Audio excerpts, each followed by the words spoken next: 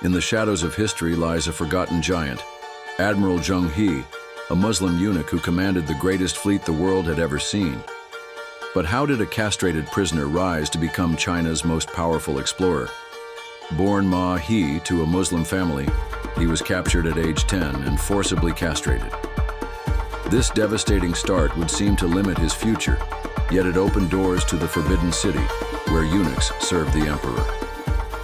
His intelligence and loyalty caught the eye of Prince Zhu, who would later become the Yongle Emperor.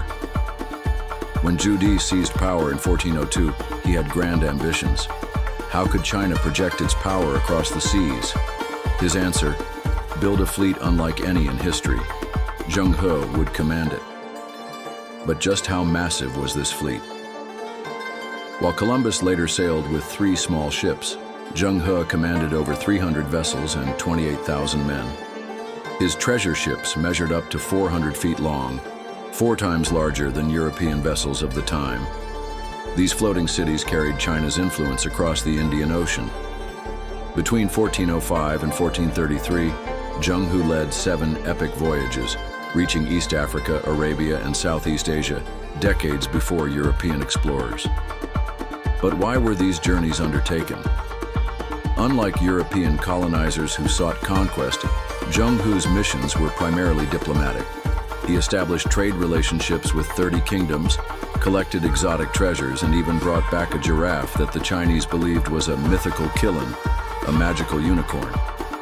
So what happened to this maritime superpower? After the Yongle Emperor's death, China's policy dramatically shifted. Confucian officials, who had always opposed the expensive voyages, convinced the new emperor to halt exploration. Records were destroyed, ships left to rot, and building ocean-going vessels became a crime punishable by death.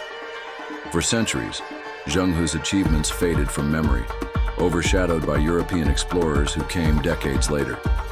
Only in recent years has China reclaimed this maritime heritage, recognizing Zheng He as proof of their historical global influence.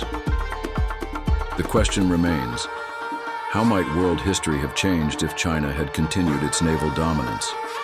Would European colonization have unfolded differently? Zheng He's forgotten voyages remind us that history's path is never predetermined. Subscribe to learn more about history's hidden giants.